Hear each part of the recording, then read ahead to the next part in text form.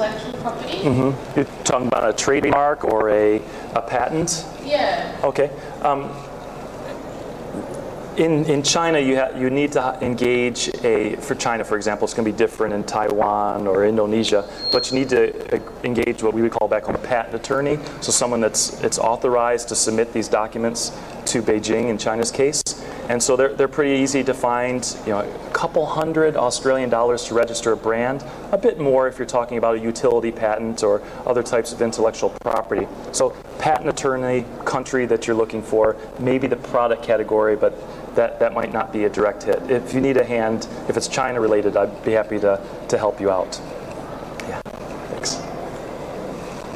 Just wondering if a purchase is made through Alibaba with the trade assurance, whether the contract is as important or how that works. Yeah, good point. The trade assurance and Alipay, I'm pretty sure there's caps to how big of an amount you can transfer at any given time. In my experience, it's mostly used for buyers that are purchasing under $10,000 and below.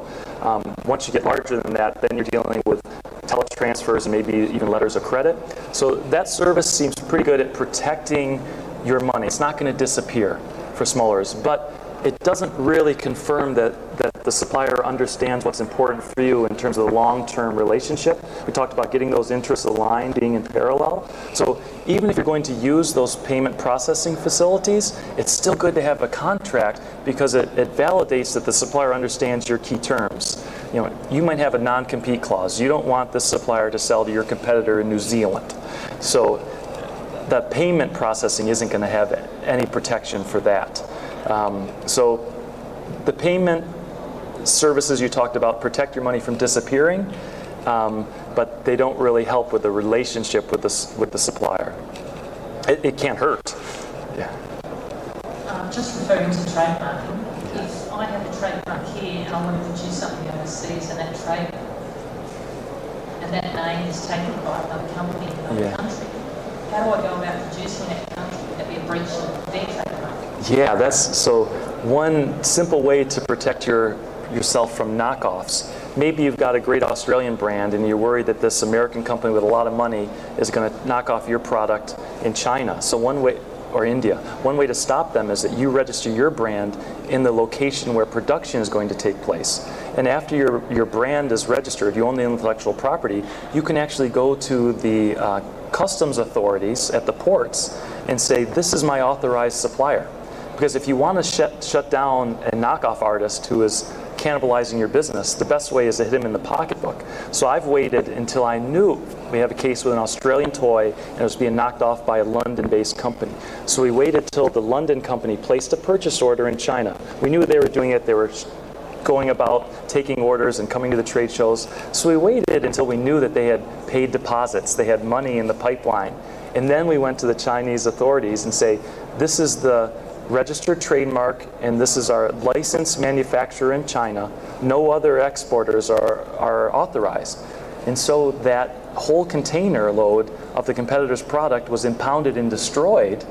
It messed up their supply chain because now no one gets paid. Their supplier didn't even know that it was a counterfeit product or that it was infringing because that UK company just said, hey, make this. What supplier is not going to make it if there's a deposit given with them? So we can't blame the Chinese supplier in that case. But we stopped the supply chain of the competitor because we spent $600 Australian to register the trademark and the brand logo in Beijing. What if that trademark was already registered by someone else over there? Yeah, now you've got you're in an uphill battle, especially if it was predatory, where a supplier. This happens a lot. Australian company doesn't register their brand because they say, hey, we've got the brand registered in Australia. We don't sell anywhere else in the world. Who cares about China? But then your Chinese supplier registers that brand. A couple years later, you want to switch suppliers, and now you can't export your product out of China with your brand on it because the supplier owns the IP. So if you are in that situation, and then it might be go to dispute resolution. You might have to pay an amount. It's negotiable now, but it's going to be very hard because China's first to register, not first to market. For you to say, hey, this brand is ours, maybe with enough pressure from a lawyer, but it won't be easy. Just one last question Yeah. to do with that. If somebody else has that mark over there, as long as they don't sell, can I produce my items in that country under my name just for Australia? So you're saying that somebody else has the same mark that you do, and they own that mark in Australia? I'm sorry, let's have the microphone there. I want to clarify the question. It sounds quite technical. Last question, All sorry. right, it's a good one. I have the trademark here. Okay. Someone has it in China. Someone else, all I right. want to produce an item under my brand in China to Yeah. sell in Australia. You know that the Chinese party could stop you if they knew that you're doing it. Maybe they're not savvy enough to tell the customs authority that they own that brand. But if it's in the marketplace and they see that, hey, you're doing a great job making a lot of money, going to trade shows, eventually they're going to figure it out and try to stop you. So maybe you want to sort this out in advance, either by changing your brand, if you're a startup maybe, or negotiating a solution. But it's lesson learned. It's a lot easier to register your trademark first, and then the system's working for you. If I can make any introductions to try to help you out, I will try. All right, thank you again for your time. If you want the presentation, just leave your business card and I'll send it to you. Thanks.